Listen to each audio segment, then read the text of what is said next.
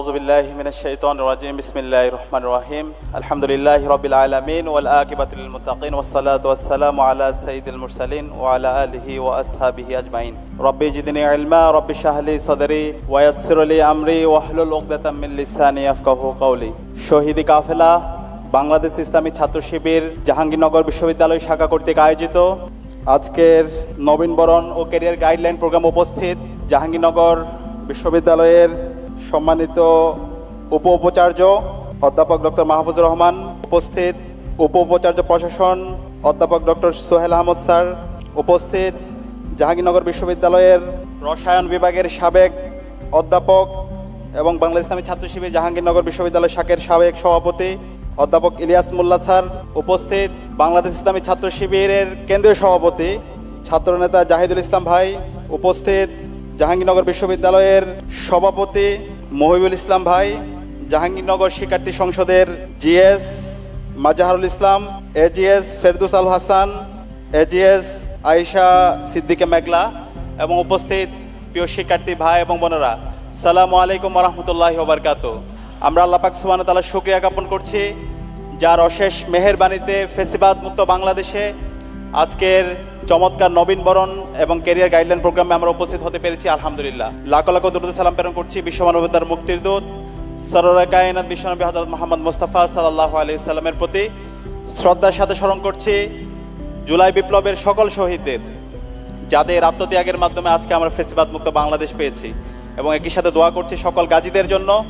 আল্লাহ পাক সুবহানাহু ওয়া তাআলা সকল গাজীদের দ্রুত সময়ের মধ্যে সুস্থতা নিয়ামত দান করুক, আল্লাহুম্মা আমিন। আজকের নবীন শিক্ষার্থীদেরকে আমি প্রথমে কংগ্রাচুলেট করছি। আপনারা বাংলাদেশের অন্যতম শ্রেষ্ঠ বিদ্যাপীঠ জাহাঙ্গীরনগর বিশ্ববিদ্যালয়ে ভর্তি হয়ে আপনাদের মেধার স্বাক্ষর রেখেছেন। আপনারা আগামীর বাংলাদেশের নেতৃত্ব দিবেন ইনশাআল্লাহ। আমি আশা করব প্রথম বর্ষ থেকে আপনাদের নীতি নৈতিকতার সাথে এবং সময়ানুবর্তিতার সাথে আপনারা আপনাদেরকে প্রস্তুত করবেন এবং আপনাদের যে লক্ষ্য সেই লক্ষ্যের আলোকে নিজেদেরকে প্রস্তুত করবেন, এবং আপনাদের মাধ্যমেই আগামীর বাংলাদেশের যে পরিবর্তনের আমরা স্বপ্ন দেখি সেই পরিবর্তন সাধিত হবে ইনশাআল্লাহ। আজকের আমার আলোচনার শুরুতেই আমি আপনাদেরকে স্মরণ করে দিতে চাই বিগত ফেসিবাদী আমল কেমন ছিল। এই যে ক্যাম্পাসে আজকে আমরা নবীনবরণ করছি, এই ক্যাম্পাসের সবচেয়ে বেশি জুলুমের শিকার ছিল বাংলা ইসলামী ছাত্র শিবির। ইসলামী ছাত্র শিবিরের উপর ইতিহাসের সবচেয়ে বর্বরচিত নির্যাতন নিষ্পেষণ করা হয়েছে। খুনি হাসিনা এবং তার দোসররা যখন এই দেশে ক্ষমতায় আসে, এরপরে বাংলাদেশের প্রতিটি ক্যাম্পাসগুলোকে এক একটা কনসেন্ট্রেশন ক্যাম্প বানিয়েছিল। শিক্ষার্থীদের উপর গণরম গ্যাসরুম কালচার, র্যাগিং কালচারের মাধ্যমে তাদের সকল মানবাধিকারকে হরণ করেছিল। আমাদের রাজশাহী বিশ্ববিদ্যালয়ে ইসলামী ছাত্র শিবিরের সেক্রেটারি নোমানী ভাইকে দিনে দুপুরে কুপিয়ে হত্যা করা হয়েছিল। চট্টগ্রাম বিশ্ববিদ্যালয়ে মুজাহিদ ভাইকে, মাসুম ভাইকে, সাকিব ভাইকে দিনে দুপুরে কুপিয়ে হত্যা করেছে, এবং আমাদের ইসলামী বিশ্ববিদ্যালয়ের ওয়ালিউল্লাহ আল মুকাদ্দিসকে গুম করে নিয়েছে। এখন পর্যন্ত আমরা জানি না তারা কোথায় আছে। এইভাবে আমরা যদি দেখি ঢাকা বিশ্ববিদ্যালয়ের প্রতিটি হলে হলে, জাহাঙ্গীরনগর বিশ্ববিদ্যালয়ের প্রতিটি হলে হলে নামাজ পড়ার কারণে, কোরআন পড়ার কারণে, ভালো কথা বলার কারণে ছাত্রলীগের সন্ত্রাসীরা এবং খুনি হাসিনার পেটোয়া বাহিনী এবং তার প্রশাসন আমাদের ভাইদের উপর, বোনদের উপর নির্মম নির্যাতন নিষ্পেষণ জুলুম করেছে। এবং এই জুলুম নির্যাতন নিষ্পেষণের রিপোর্ট আপনারা দেখতে পেয়েছেন। সম্প্রতি গুম কমিশনের একটি রিপোর্ট পাবলিশ হয়েছে, সেখানে দেখানো হয়েছে একক ছাত্র সংগঠন হিসাবে সবচেয়ে বেশি জুলুমের শিকার হয়েছে বাংলা ইসলামী ছাত্র শিবির। 31% গুমের শিকার বাংলা ইসলামী ছাত্র শিবিরের জনশক্তিরা। এইভাবে আমরা প্রতিটি ক্যাম্পাসে ক্যাম্পাসে শিক্ষার্থীদের উপর নির্যাতন, নিষ্পেষণ, নিপীড়নের গল্পগুলো আমরা দেখেছি, র্যাগিং এর গল্পগুলো আমরা দেখেছি। হাজারো শিক্ষার্থীদের তাদের ক্যারিয়ারকে ধ্বংস করে দেওয়া হয়েছে শুধু পরিচয়ের কারণে। অনার্স এবং মাস্টার্সে প্রথম হওয়ার কারণে, হওয়ার পরও তাদেরকে বিশ্ববিদ্যালয়ের শিক্ষক হিসাবে নেওয়া হয় নাই। তাদেরকে নির্মম নির্যাতন করা হয়েছে, তাদেরকে তাদের ছাত্রত্ব জীবন শেষ করতে দেওয়া হয় নাই। আজকে জুলাই বিপ্লবের মাধ্যমে আমাদের শহীদ আবু সাইদ, শহীদ ওয়াসিম, শহীদ শান্ত, শহীদ আলী রায়হান এবং রিয়া গুপ্তের আত্মত্যাগের মাধ্যমে আজকে আমরা নতুন বাংলাদেশ পেয়েছি। আজকে জুলাইয়ের মাধ্যমে বাংলাদেশের প্রতিটি ক্যাম্পাস গণরম এবং গ্যাসরুম কালচার মুক্ত হয়েছে, এবং আজকে বাংলাদেশের প্রতিটি ক্যাম্পাস র্যাগিং মুক্ত হয়েছে। আমরা সেই কারণে আজকে যে নতুন পরিবেশ পেয়েছি, সেই নতুন পরিবেশ ধরে রাখার দায়িত্ব হচ্ছে আমরা যারা নবীন শিক্ষার্থী আছি আপনাদের। আমরা কি পারবো? ইনশাআল্লাহ, ইনশাআল্লাহ সেই দায়িত্ব আমরা আপনাদের উপর দিয়ে গেলাম। আমরা যদি শহীদ আবু সাঈদ যেভাবে তার দুই হাতকে প্রসারিত করে অন্যায়ের বিরুদ্ধে প্রতিবাদ করেছিল, সত্যের পক্ষে ছিল, ইনসাফের পক্ষে ছিল, সেভাবে যদি আমরা সবসময় সত্যের পক্ষে অটল থাকতে পারি, ইনসাফের পক্ষে থাকতে পারি, তাহলে অবশ্যই বিজয় আসবে ইনশাআল্লাহ। কেউ কখনো জালেম হয়ে উঠতে পারবে না। তো আমি আপনাদেরকে অনুরোধ করব শহীদ আবু সাঈদের মতো আমরা যেন আমাদের লড়াই, আমাদের প্রতিবাদ জারি রাখি। দ্বিতীয়ত আমি আপনাদেরকে অনুরোধ করবো, আমরা যারা বিশ্ববিদ্যালয়ের শিক্ষার্থীরা আছি, জাহাঙ্গীরনগর বিশ্ববিদ্যালয়ে আমরা যারা শিক্ষার্থীরা আছি, আমাদেরকে সারা বিশ্বে নেতৃত্ব দেওয়ার মতো আমাদেরকে যোগ্য হয়ে উঠতে হবে। এবং সারা বিশ্বের যে মজলুমরা আছে সেই মজলুমদের জন্য আমাদের যেন হৃদয়ে কান্না কাজ করে, তাদের জন্য যেন আমরা অ্যাক্টিভিজম করি। আমরা শুধুমাত্র যেন আমাদের দেশের জন্য অ্যাক্টিভিজম না করি। আমরা দেখতে পাই সারা বিশ্বে, বিশেষ করে যখন ফিলিস্তিনে সিজ ফায়ার হয়, ফিলিস্তিনে যখন গণহত্যা হয়, সারা বিশ্বব্যাপী প্রতিবাদ, সারা বিশ্বব্যাপী বিভিন্ন ধরনের প্রতিবাদ হয়। কিন্তু আজকে আমাদের দেশে বিশেষ করে বিশ্ববিদ্যালয়গুলোতে যেভাবে প্রতিবাদ হওয়া দরকার সেই প্রতিবাদগুলো আমরা দেখতে পাই না। আমি আপনাদেরকে অনুরোধ করবো আমরা এই আমাদের বিশ্ববিদ্যালয়গুলোকে, জাহাঙ্গীরনগর বিশ্ববিদ্যালয়, ঢাকা বিশ্ববিদ্যালয় সহ বাংলাদেশের সকল বিশ্ববিদ্যালয়গুলোকে ওয়ার্ল্ডের সলিডারিটি হাব বানাতে হবে। এবং একই সাথে সারা বিশ্বের যেখানেই নিপীড়িত হবে, যে মানুষরা মজলুমের শিকার হবে, তাদের পক্ষে আমাদের কথা, আমাদের ভয়েস জারি রাখতে হবে। একই সাথে আমি আপনাদেরকে অনুরোধ করবো আমরা যারা বিশ্ববিদ্যালয়ের শিক্ষার্থীরা আছি, আমাদের ক্যারিয়ার ডিজাইন এখন থেকে করতে হবে। আমরা প্রথম বর্ষ থেকে যেন আমাদের বর্ষভিত্তিক পরিকল্পনা থাকে এবং একই সাথে আমাদের জীবনের পারপাসটা ঠিক রাখতে হবে। আমাদের জীবনের পারপাসটা যেন এমন না হয় যে আমি একটা চাকরি করলাম অথবা আমি একটু সুখে শান্তিতে থাকলাম, একটা হ্যাপি লাইফ লিড করলাম। এই হ্যাপি লাইফ লিড করা জীবনের পারপাস হতে পারে না। আমার জীবনের পারপাস হবে এই অঞ্চলের মানুষের মুক্তির জন্য লড়াই করা, সংগ্রাম করা, যেটা আমাদের শহীদরা করেছে। এই অঞ্চলের মানুষরা এবং সারা বিশ্বের নিপীড়িত মানুষদের মুক্তির জন্য আমাদের লড়াই সংগ্রাম জারি রাখা। এবং আমাদেরকে হয়তো হবে এই সমাজের সোর্স অফ বেনিফিটের কারণ, সোর্স অফ গোটিসের কারণ আমরা এই সমাজে থাকবো না, কিন্তু আমাদের এই কাজগুলো থেকে যাবে। আমরা এই ক্যাম্পাসে থাকবো না, কিন্তু আমাদের ভালো কাজগুলো থেকে যাবে। সে কারণে আমাদের এই ক্যাম্পাসে আমরা যতদিন থাকবো প্রত্যেকটা সময় যেন আমরা কাজে লাগাই এবং নিজেদেরকে আগামীর জন্য আমরা প্রস্তুত করি এবং আমরা এই সমাজের কল্যাণের কারণ হই। আমরা বিগত ফেসিবাদী আমলে দেখতে পেয়েছি আমাদের এই ক্যাম্পাসেরই অসংখ্য শিক্ষার্থীরা তারা অনেক ভালো ভালো ক্যারিয়ার করেছে, তারা বিশ্ববিদ্যালয়ের শিক্ষক হয়েছে, তারা সরকারি আমলা হয়েছে, তারা রাজনীতিবিদ হয়েছে, বড় বড় রাজনৈতিক দলের নেতা হয়েছে, কিন্তু সমাজের কল্যাণের কারণ হতে পারেনি, সমাজের অভিশাপের কারণ হয়েছে। মানুষের উপর নির্মম নির্যাতন নিষ্পেষণ করেছে, আজকে তারা দেশ থেকে পালাইছে, মানুষ তাদেরকে অভিশাপ দিচ্ছে। আমরা কি সেদিন অভিশাপের কারণ হতে চাই? হতে চাই না। আমরা সমাজের কল্যাণের কারণ হতে চাই। পক্ষান্তর আমরা দেখতে পাই অসংখ্য মানুষদেরকে বিচারিক হত্যাকাণ্ডের মাধ্যমে তাদেরকে হত্যা করা হয়েছে। আপনারা জানেন ইসলামী ছাত্র শিবিরের প্রতিষ্ঠাকালীন সভাপতি, যার হাত ধরে ইসলামী ছাত্র শিবির প্রতিষ্ঠা হয়েছে, শহীদ মীর কাশেম আলী, সারাটা জীবন সমাজের জন্য কাজ করে গিয়েছেন, কল্যাণের জন্য কাজ করে গিয়েছেন, সমাজের সোর্স অফ বেনিফিটের কারণ হয়েছেন। বাংলাদেশে আজকের অসংখ্য প্রতিষ্ঠান তার হাত ধরে তৈরি হয়েছে। এই যে ইবনে সিনা, ইসলামী ব্যাংক, এই সবগুলো তাদের হাত ধরে তৈরি হয়েছে। এবং আজকে বাংলাদেশের যেই প্রাইভেট যে প্রতিষ্ঠানগুলো আছে সেই প্রতিষ্ঠানগুলো এক্সপ্লোর করার ক্ষেত্রে ওনার অন্যতম অবদান আছে। মিডিয়া সেক্টরে ওনার গুরুত্বপূর্ণ অবদান আছে এবং সারা বিশ্বব্যাপী তারা নেতৃত্ব দিয়েছে। সেই ধরনের সমাজের কল্যাণময় মানুষ আমাদেরকে হইতে হবে। আমাদের এক একজন মীর কাশেম আলী দরকার, আমাদের মাহমুদুর রহমান আমার দেশ পত্রিকার সম্পাদক, তাদের মতো আমাদের সাহসী সাংবাদিক দরকার। এবং আমাদের আজকে এখানে ইলিয়াস মোল্লা স্যার আছে, তাদের মতো আমাদের প্রতিবাদী মানুষ দরকার, যারা সবসময় সত্যের পথে অটল থাকবে, সকল অন্যায়ের বিরুদ্ধে যারা প্রতিবাদ করবে। আমরা যদি সেই ধরনের অন্যায়ের বিরুদ্ধে প্রতিবাদ জারি রাখতে পারি, নিজেদের সততা এবং দক্ষতার মাধ্যমে আগামীর জন্য আমরা যদি নিজেদেরকে প্রস্তুত করতে পারি, তাহলে আমরাই আগামীর বাংলাদেশের নেতৃত্ব দিব। শুধু বাংলাদেশ না, আমরা সারা বিশ্বব্যাপী আমরা নেতৃত্ব দেব ইনশাল্লাহ। এবং একই সাথে আমাদেরকে স্পিরিচুয়ালিটি এবং মডার্নিটির মধ্যে আমাদের সমন্বয় করতে হবে। আমরা দেখতে পাই যারা অনেক বেশি মডার্ন, তাদের স্পিরিচুয়ালিটির মধ্যে ঘাটতি থাকে। আধ্যাত্মিকতা ছাড়া আপনি অনেক বেশি আগাইতে পারবেন না, আপনি যেই ধর্মের হোক না কেন। এই আধ্যাত্মিকতা আপনার মনের মধ্যে মেন্টাল স্যাটিসফ্যাকশন দিবে, প্রশান্তি পাবেন। সে কারণে আমি আপনাদেরকে বলবো, যারা আমরা মুসলমানরা আছি, আমাদের আল্লাহর সাথে সম্পর্কের জায়গাটা যেন সবচেয়ে শক্তিশালী হয়। আমরা দিনে 5 ওয়াক্ত নামাজ এবং আমাদের কোরআন এবং হাদিসের জন্য অধ্যয়নটা আমাদের রেগুলার থাকে। আপনি যখন সকালে ফজরের নামাজ দিয়ে আপনার দিনটা শুরু করবেন এবং একটু কোরআন অধ্যয়ন করবেন এবং হাদিস অধ্যয়ন করবেন, দেখবেন যে আপনার দিনটা অনেক প্রশান্তিময় হয়ে উঠবে। দিনে যখন 5 ওয়াক্ত নামাজ পড়বেন এই নামাজের মাধ্যমে আপনি প্রশান্তি পাবেন। যখন আপনি আল্লাহর কাছে, আপনার সৃষ্টিকর্তার কাছে চাইবেন, সৃষ্টিকর্তা আপনাকে এত বেশি দিবে আপনি কল্পনা করতে পারবেন না। আমরা অন্য ধর্মাবলম্বী যারা আছে, আমাদের অন্য ধর্মের যে প্র্যাকটিস, যে ভ্যালুস, যে নর্মসগুলো আছে, যে প্র্যাকটিসগুলো আছে, সেগুলো যেন আমরা চর্চা করি। সেই চর্চা দেখবেন যে আপনাকে অনেক প্রশান্তি দিবে, আপনাকে অনেক উঁচুতে নিয়ে যাবে। তো আমি অনুরোধ করবো আপনাদেরকে এই আধ্যাত্মিক জায়গায় এবং ভালো সার্কেলের জায়গায় আমরা যেন নিজেদেরকে নজর দিই।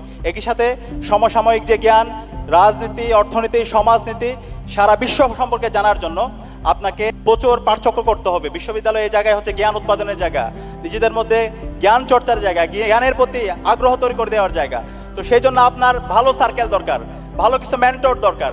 এবং আমি মনে করি বাংলা ইসলামী ছাত্র শিবির একটা ওয়ান্ডারফুল অর্গানাইজেশন, সেই মেন্টর আপনাকে উপহার দেওয়ার জন্য, আপনি এই দুনিয়ার বুকে একজন ভালো মানুষ হওয়ার জন্য এবং নিজের ক্যারিয়ার ডেভেলপমেন্ট করার জন্য, নিজেকে প্রস্তুত করার জন্য আপনার এই মেন্টর আপনাকে গাইড করবে, আপনাকে সার্বিকভাবে আপনাকে পাশে থাকবে।